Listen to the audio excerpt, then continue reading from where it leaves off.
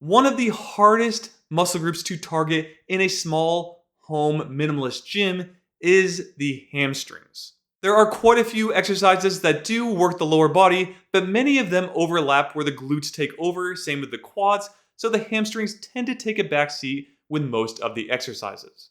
Many hip hinge based exercises like the Romanian deadlifts, glute bridges, or hip thrusts also work the hamstrings, but again, not quite enough for me with the weights I have to get a stimulus for them to get bigger and stronger over time. I've kind of maxed it with the 50s.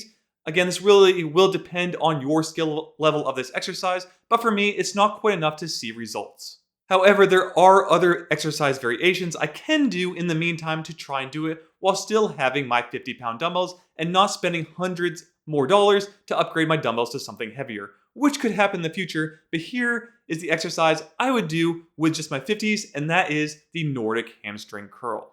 Now, do know the only way I'm actually able to do this is with a Flybird Adjustable Bench because I can set up and lock my ankles in. It's not perfect in that you are angled a bit in the air, but it is a good starting point, at least for learning this exercise. Now, looking at the Nordic Hamstring Curl, there are some issues that I have with it. The biggest one is that this exercise is very, very hard to learn and to perform.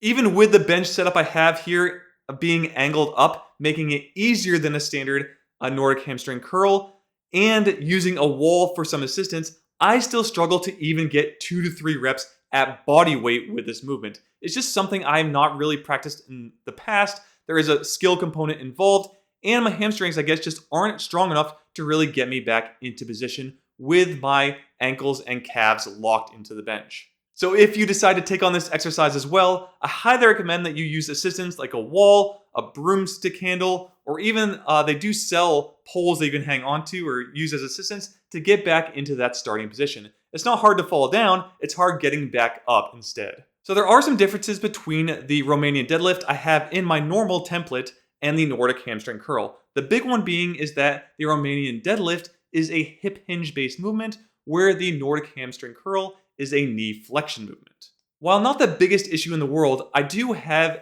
a kind of go-to 7 base exercise movement patterns that everyone should have in their plan.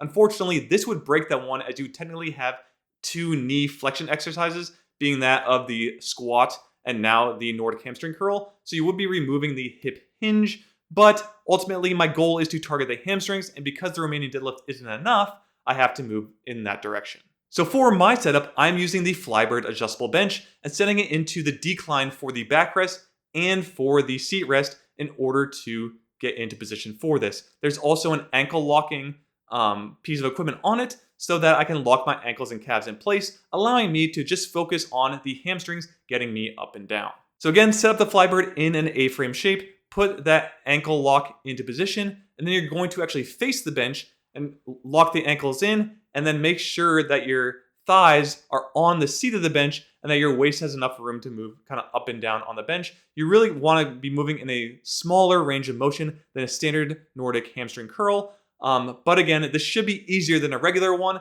but should be hard enough if you've never done this to still feel it a lot in your hamstrings. So some things to watch out for when you're actually performing the exercise. If you feel any kind of deep pain, like knee pain, ankle pain, even things in your back, make sure that you are not performing this any longer. If there's a correction in form you need to make, that's fine. Or if you need to slow things down, use more assistance, whatever, that's fine as well. But if you're feeling a lot of pain, just stop doing the exercise and go back to a different variation. Remember, a simple option to do outside of this is just to buy heavier dumbbells. I just want to avoid spending all that money, so I'm looking at this as a different option. Hey, maybe I keep it for the future, but Romanian deadlifts are a great exercise regardless. So if you want to just keep things simple and keep to the plan, just get heavier dumbbells. If you're like me, then 50 isn't enough. But otherwise, go ahead and use the Nordic Hamstring Curl to see if it helps you improve your hamstrings in your home gym setup. If you have different variations of this exercise that work the hamstrings as well, feel free to leave them in the comment section below.